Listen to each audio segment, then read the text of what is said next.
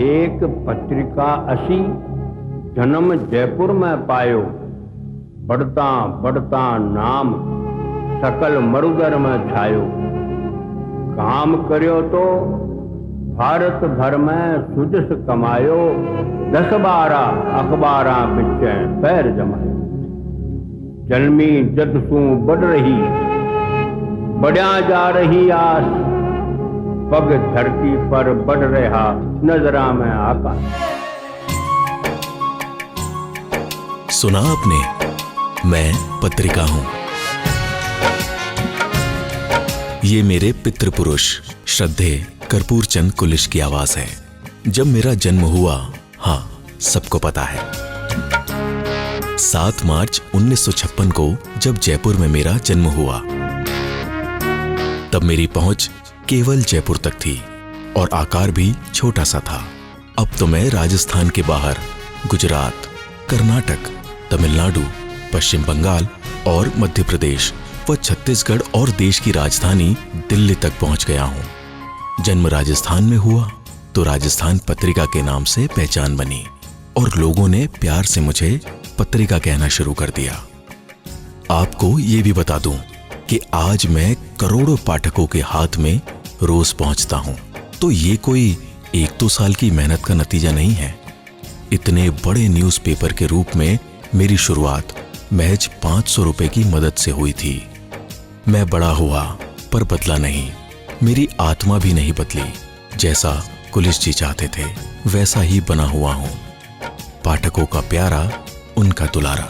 तभी तो देश के प्रधानमंत्री आदरणीय नरेंद्र मोदी जी ने मेरे लिए क्या कहा, आपको सुनाता हूं। राजस्थान पत्रिका अखबार के रूप में हर दिन लोगों के घर के दरवाजे खोलता है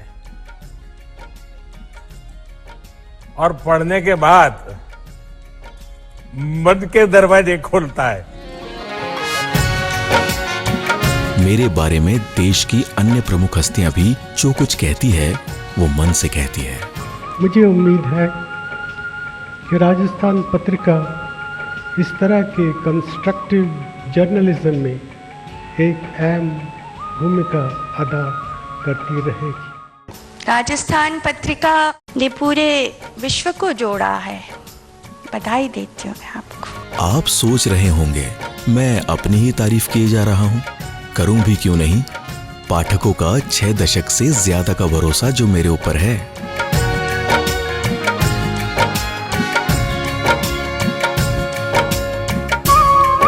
दूसरे अखबारों में कुछ छपा हो पर उस पर कोई भरोसा करे या ना करे, मैं उनके बीच कुछ सूचना लेकर जाता हूं तो लोग उसे पत्थर की लकीर मानते हैं। ये जो केसरगढ़ आप देख रहे हैं, ये चूने पत्थर की इमारत नहीं है, ये राजस्थान पत्रिका का मंदिर है और यहाँ पत्रकारिता के सिद्धांतों की पूजा होती है। पिछले 2 दशक की ही बात करूं तो 200 से ज्यादा पुरस्कार मेरी झोली में आए हैं। अच्छी छपाई, अच्छे लेआउट डिजाइन और तेज तर्रार अभियानों के लिए भी मुझे कई बार सम्मान मिले हैं।